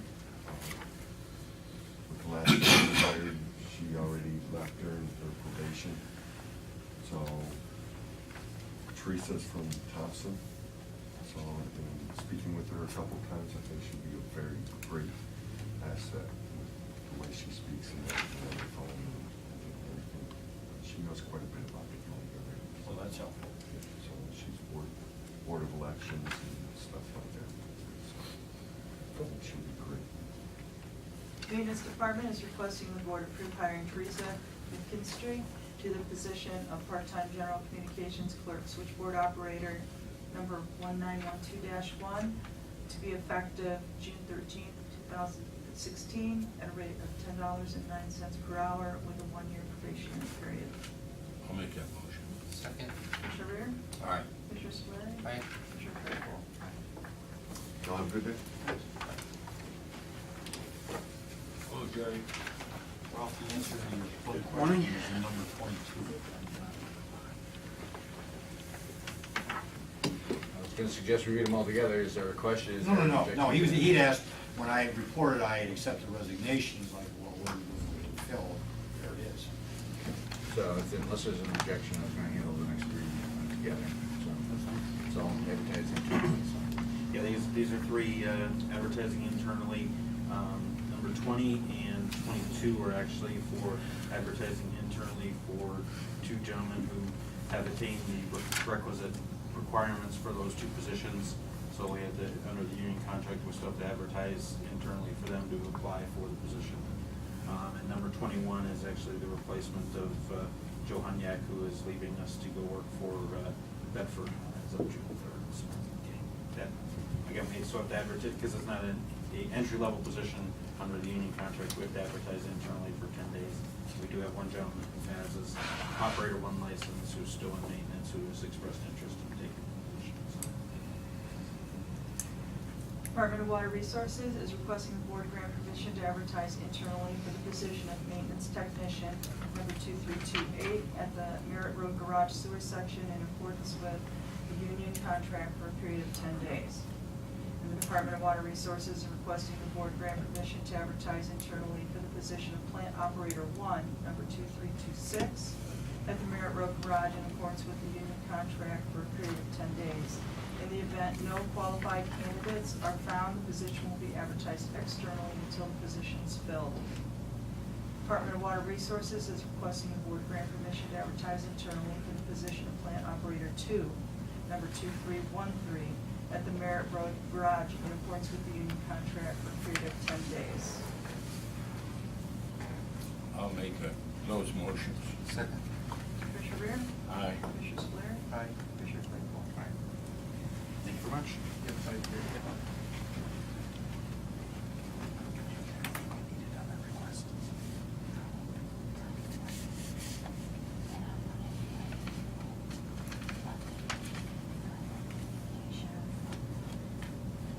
Eagle Scouts. So we're gonna honor some Eagle Scouts. Four. This is one of our very pleasurable honors to be able to do this. Eagle Scouts is just a phenomenal organization. Let me go ahead and read one. I think they're all the same, right? Well, and each one has a paragraph that says what that Eagle Scout did for the project. So that's the part that differs. Well, let me read I'll read those individual parts, and then the resolution. The resolution honoring Jason Joseph Breyer for achieving Eagle Scout in the highest award of advancement bestowed upon a Boy Scout. Whereas the Boy Scouts is a nationally acclaimed organization known for training young men to build character, citizenship, and leadership. And whereas each Scout must possess through the ranks in order earn 21 merit badges that include first aid, citizenship, community, nation, and world, communications, environmental science, fitness, camping, family life, management, emergency preparedness, or life-saving and cycling, hiking, or swimming. Serve 6 months in a leadership position within the troop, plan and complete a service project, participate in Scoutmaster Conference, and complete an Eagle Scout Board of Review. And whereas the Eagle Scout rank is the highest achievement and accomplishment that around 5% of all those who start Boy Scouts or ever attain.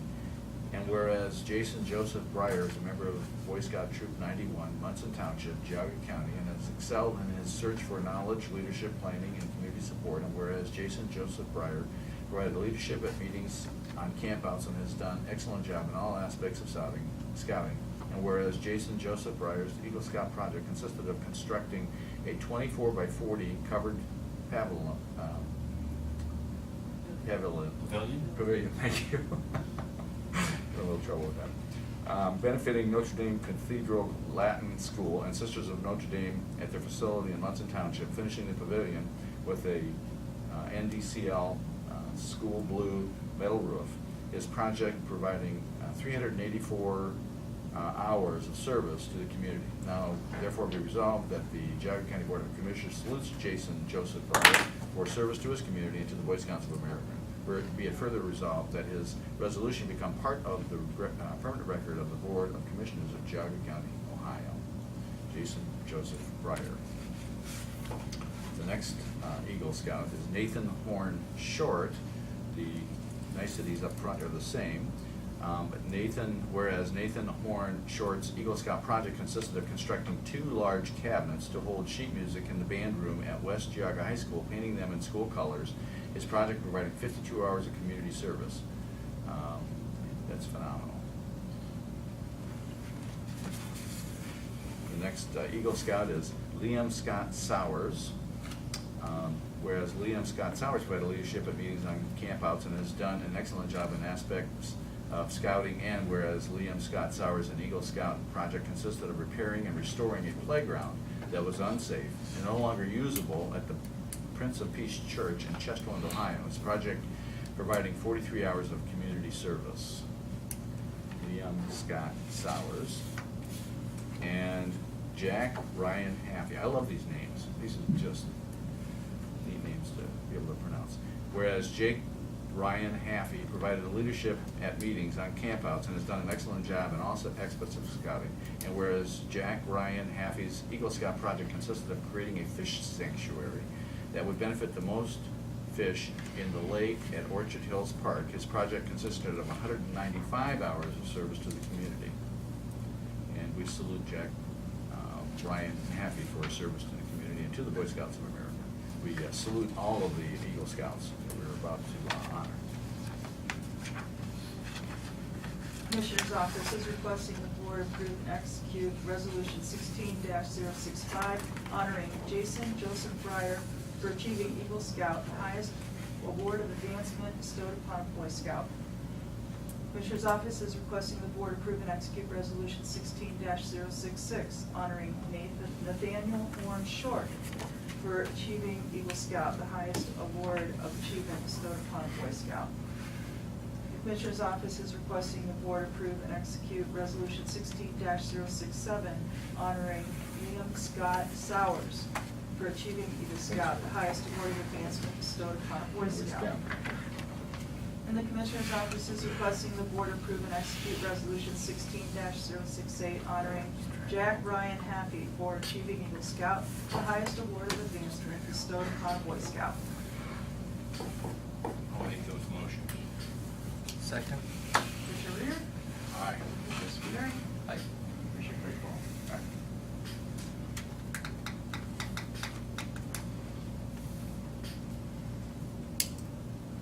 Okay, good. Then we just have the Commissioner's Office is requesting the board cancel session for Thursday, May 26, 2016, night meeting.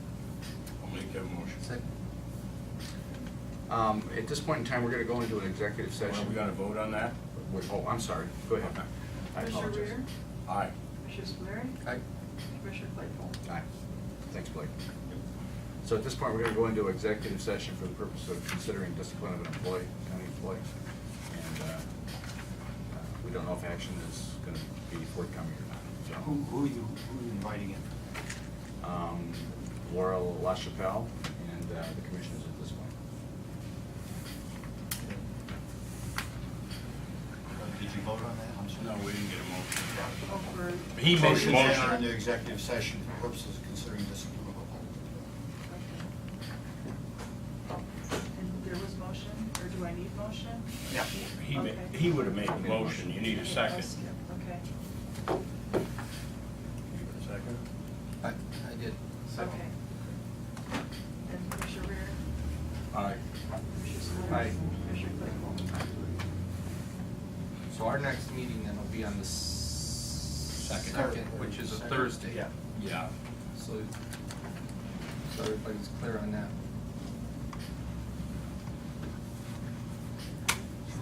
We go to the other room. Yes.